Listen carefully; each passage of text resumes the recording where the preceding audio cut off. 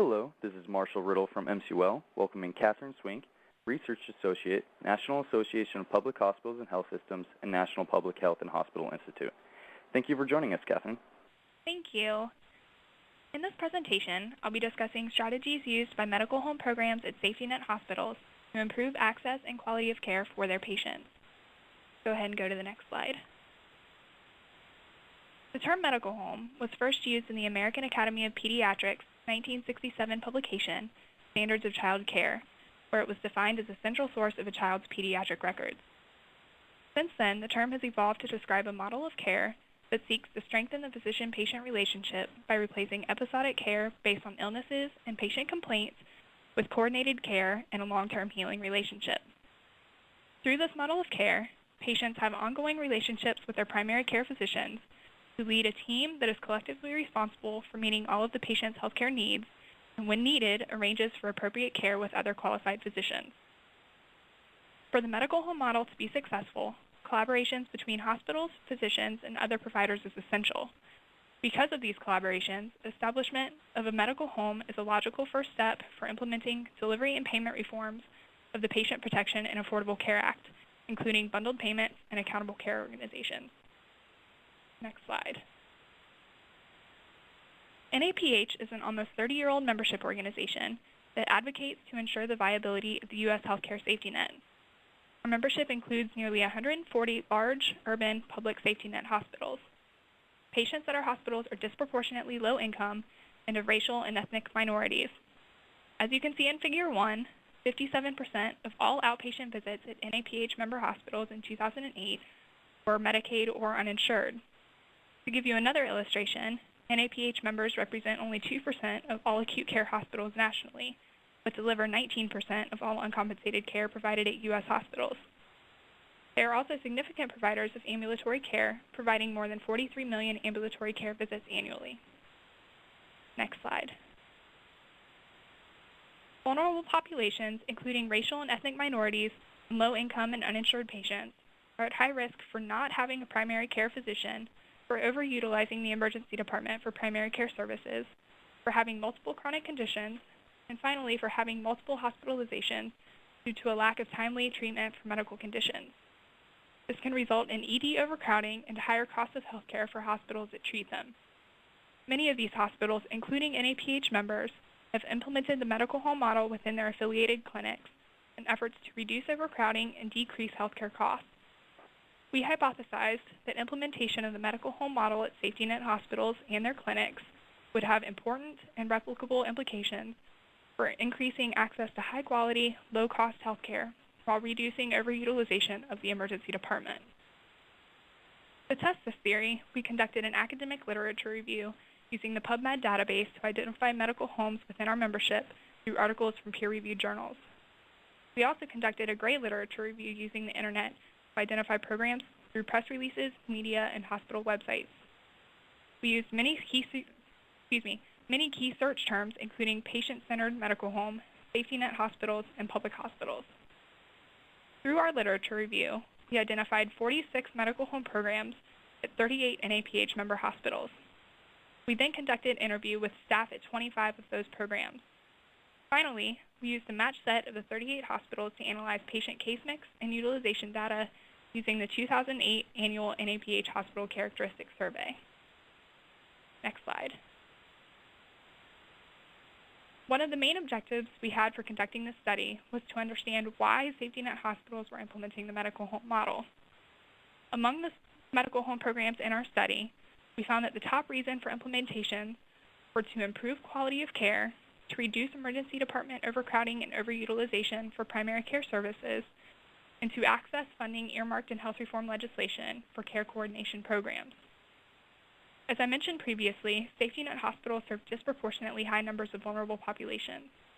As you can see in Figure 2, NAPH member medical homes target vulnerable populations, including children, elderly, homeless, low income, and the uninsured, to provide them with high-quality health care. On average, we found that 52% of the patients served at NAPH hospitals with medical home programs are of racial and ethnic minorities. In fact, one hospital patient population was composed of nearly 90% racial and ethnic minorities. In order to better serve these vulnerable populations, 25% of the medical homes were found to specifically use methods aimed at improving access to culturally competent care, including hiring bilingual staff, providing mobile health services in the community, providing on-site language services, and partnering with ethnically oriented community organizations, such as migrant farmer worker organizations. Next slide. Another major finding of the study was that 70% of medical home programs had a focus on disease management for patients with multiple chronic diseases, including cardiovascular disease, chronic obstructive pulmonary disorder, diabetes, HIV and AIDS, obesity, and asthma. 89% of the programs were found to provide specialty care directly within the medical home or provide referrals to specialists. Additionally, 83% of medical home programs coordinated all care across the continuum for the patient, from chronic disease management and medication reconciliation to specialist referrals and health education. 70% of programs were found to have partnerships with community organizations. The types of community partners varied and included other community health centers, departments of health, academic institutions, homeless shelters, social service organizations, and mental health providers. In order to provide patients with timely access to healthcare services, 50% of programs utilized an open access scheduling system, allowing patients to schedule same or next day visits for their medical home. Health information technology was reported by 63% of medical home programs to be essential for the program's success. Of these, 65% were found to either have a fully or partially implemented electronic medical record. Next slide. While the medical home at most of our member hospitals are in the early stages of implementation, several programs have shown that the medical home model can have important and replicable results for improving quality of care while reducing overutilization of the emergency department and lowering costs of care. 33% of medical homes at safety net hospitals have experienced reductions in emergency department overcrowding and overutilization for primary care services. At Broadlawns Medical Center in Des Moines, Iowa, the annual number of emergency department visits fell by 4,000 following implementation of the medical home model there in 2003. This resulted in a $190 per patient reduction in the cost of care.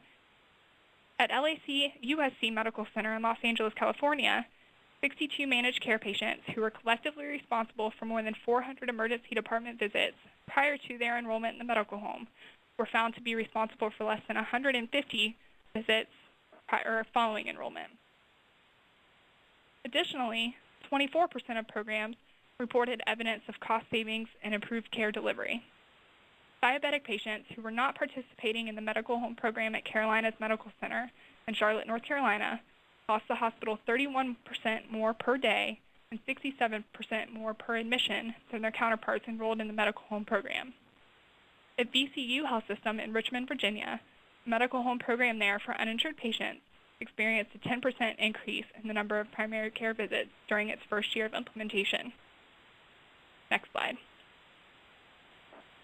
In an effort to make healthcare delivery more efficient and improve quality of care, public hospitals and providers of all types are increasingly embracing the medical home model.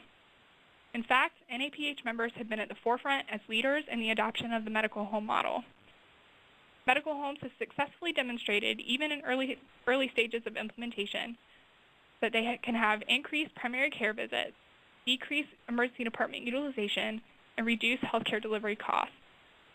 Collaborations with community partners may be helpful in establishing new, sustainable medical homes across the country. These collaborations can serve as models for the rest of the hospital industry, especially in light of Affordable Care Act legislation calling for greater integration of healthcare services, particularly for vulnerable populations. Next slide.